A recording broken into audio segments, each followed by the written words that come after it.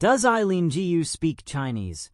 Inside the ski star's bilingual journey, freestyle skiing superstar Eileen Gu once again captured global headlines after earning 3 medals while representing China at the 2026 Winter Olympics. Beyond her athletic dominance, however, fans continue to ask another question. Can she truly speak Chinese fluently? Born in the United States to a Chinese mother and American father, Gu has long embraced her bicultural identity. Her interviews, public appearances, and social media presence have fueled both admiration and curiosity about her Mandarin language skills. Growing up between 2 cultures, Gu was raised primarily in the United States but spent significant time in Beijing during her childhood, where she was exposed to Mandarin at home and in school settings. Her mother reportedly ensured that she maintained strong ties to Chinese language and culture. This upbringing gave Gu early familiarity with conversational Mandarin, allowing her to comfortably navigate both American and Chinese environments. Being immersed in 2 cultures shaped not only her identity, but also her ability to communicate across audiences, public interviews, and media appearances. Over the years, Gu has conducted interviews in Mandarin with Chinese media outlets, often switching seamlessly between English and Chinese depending on the platform. Viewers have noted her natural pronunciation and confident tone during press conferences. While some critics debate the depth of her vocabulary or technical fluency, language experts generally observe that bilingual individuals often display varying strengths depending on context. In Gu's case, her ability to engage with fans and reporters in Mandarin suggests practical fluency rather than rehearsed phrases. Language, identity, and representation. The conversation around Gu's Mandarin skills often extends beyond grammar and pronunciation, touching on broader themes of identity and representation. As a global athlete competing for China despite her American upbringing, her language ability symbolizes connection and authenticity for many supporters. Speaking Mandarin publicly strengthens her bond with Chinese fans and demonstrates respect for the nation she represents. At the same time, her American roots highlight the increasingly international nature of modern sport, where athletes frequently bridge cultures and languages. So, can Eileen Gu really speak Chinese? Based on her upbringing, public interviews, and consistent use of Mandarin in media settings, the evidence strongly suggests that she can. While debates about fluency levels may continue, her ability to communicate confidently in both English and Chinese reflects her bicultural identity and global perspective. Beyond medals and podium finishes, Gu's linguistic skills reinforce her unique position in international sport, a bridge between nations, cultures, and audiences. As her career continues to evolve, her voice, in more ways than one, remains a powerful part of her story. FAQs 1. Is Eileen Gu fluent in Mandarin? She appears to speak Mandarin confidently in interviews, though fluency can vary depending on context. 2. Why does Eileen Gu represent China? Gu chose to compete for China, honoring her maternal heritage. 3. Where was Eileen Gu born? She was born in the United States and raised in a bicultural household. 4. Has she given interviews in Chinese? Yes, she has spoken Mandarin during press conferences and media appearances. 5. Why do people question her language ability? Public figures with multicultural backgrounds often face scrutiny regarding identity and language proficiency. Does Eileen Gu speak Chinese? Inside the ski star's bilingual journey. On a snowy slope, language doesn't matter much. Gravity speaks fluently. The mountain answers only to balance, courage, and the whisper of skis cutting through powder. But step away from the slope, into press conferences, interviews, social media feeds, and international headlines, and language suddenly matters a great deal. So, does Eileen Gu speak Chinese? The short answer is yes. The longer answer is a story about identity, family, culture, and the quiet power of growing up between worlds. A childhood between languages. Imagine a little girl at the kitchen table in California.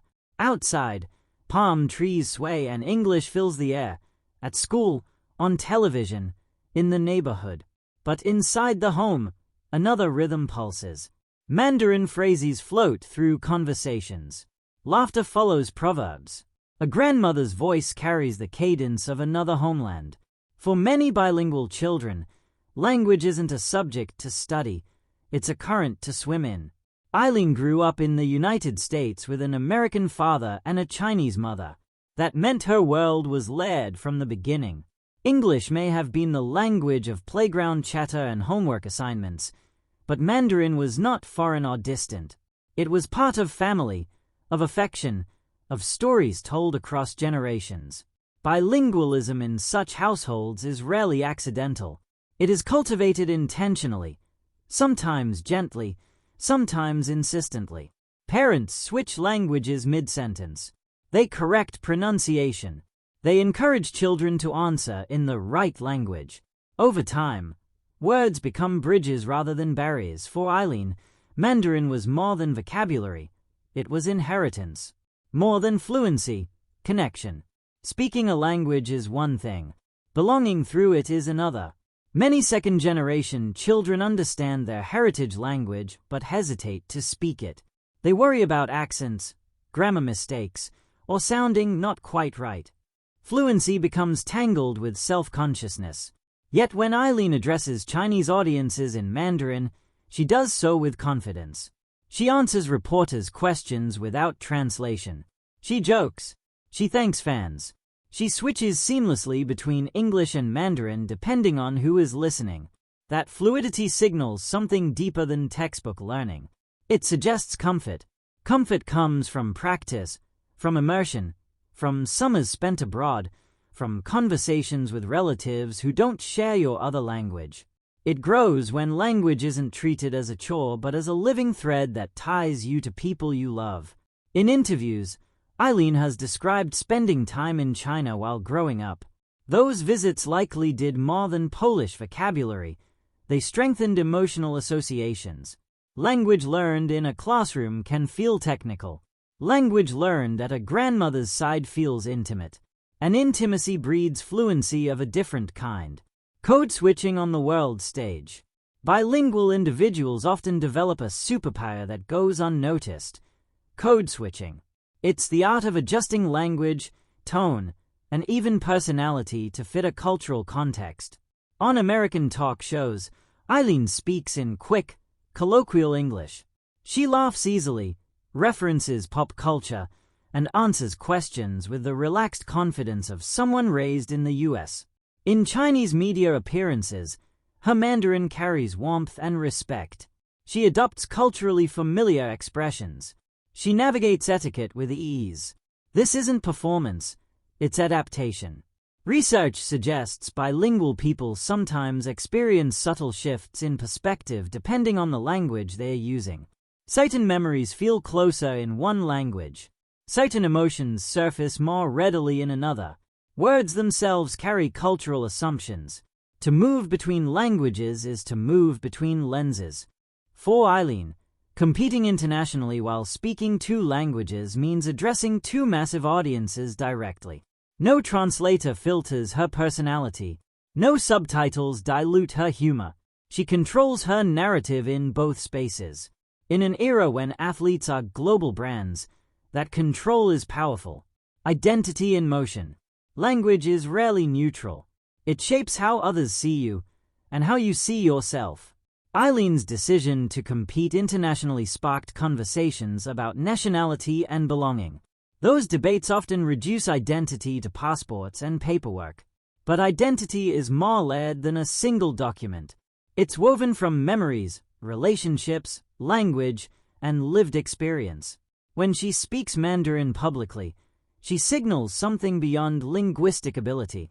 She signals identification. She affirms connection. For bilingual individuals, identity can feel like standing with one foot on each shore. Some days the balance feels steady, other days it feels precarious. Outsiders may question authenticity. Are you really from here? Are you really one of us? Language becomes both shield and answer. By speaking Mandarin fluently, Eileen demonstrates that her connection to Chinese culture is not superficial. By speaking English with the ease of a native Californian, she affirms her American upbringing. She doesn't have to choose one over the other in conversation. She embodies both. Her bilingualism doesn't divide her identity, it expands it. The cognitive edge. Beyond culture and identity, bilingualism brings cognitive benefits. Studies suggest that speaking multiple languages can enhance executive function, the brain's ability to switch tasks, filter information, and manage competing demands. Skiing at an elite level requires extraordinary mental agility. Athletes must process speed, terrain, body position, and strategy in fractions of a second. While language skills don't directly translate into landing a trick, the mental flexibility developed through bilingualism may contribute subtly to adaptability. Consider the parallels. Switching languages mid-conversation mirrors switching strategies mid-run. Navigating two cultural norms resembles adjusting to varied international competition environments. Handling misunderstandings in conversation prepares one for handling missteps in performance. Bilingual brains are practiced at managing complexity. Elite sports demand the same. Media, perception, and power. In global sports, narratives matter. Athletes are often framed by commentators who interpret their words for different audiences. But when an athlete speaks directly to multiple audiences in their native languages, something shifts. Eileen's Mandarin interviews resonate deeply with Chinese fans because they feel immediate and unmediated. Her English interviews maintain authenticity with American audiences. She isn't translated, she translates herself. That autonomy changes perception. It allows nuance. It reduces the risk of misinterpretation. Language can humanize. It can soften controversies. It can strengthen loyalty. When fans hear an athlete address them in their own language, barriers dissolve. Applause feels personal. The emotional landscape of two tongues. There's a quiet beauty in thinking in two languages. Some words exist in one language but not quite in another. Certain jokes lose sparkle when translated. Some emotions land differently depending on the syllables that carry them. Bilingual individuals often report dreaming in both languages. They may feel sharper in one during professional discussions, more vulnerable in another during intimate conversations. For Eileen, English may be the language of childhood friendships and American classrooms. Mandarin may carry the tones of family dinners and ancestral roots. Each language houses memories. Each stores a version of herself. To ask whether she speaks Chinese is to ask only part of the question. The more interesting question might be, how does speaking Chinese shape how she experiences the world? Representation and inspiration. Representation matters, especially for young people navigating multicultural identities. When children of immigrant backgrounds see a global sports star speaking the language their parents speak at home, something shifts inside them. Suddenly, bilingualism feels less like a burden and more like a gift. Heritage feels less like something to hide and more like something to celebrate. Eileen's public use of Mandarin sends a subtle message. You don't have to erase one side of yourself to succeed. You can stand on the world stage and speak both. For many, that example is as inspiring as any medal. The answer beneath the question. So, does Eileen Gu speak Chinese? Yes. Fluently, confidently, publicly. But the deeper answer is this: she lives in Chinese and English. Her bilingual journey reflects a broader reality of our globalized era. Increasingly, young people grow up crossing cultural boundaries daily. They navigate different norms, languages, and expectations. Some feel stretched thin. Others feel enriched. Eileen's story suggests that bilingualism, when embraced, becomes a source of strength. On the mountain, snow erases borders. Flags matter at the finish line, but gravity treats everyone equally. Perhaps language works the same way at its best, not as a divider, but as a connector. In interviews, when she switches effortlessly between Mandarin and English, you can almost hear the click of two worlds aligning. It's not just about communication. It's about continuity, between past and present, between cultures, between identities. Language is not merely what we speak. It is where we belong.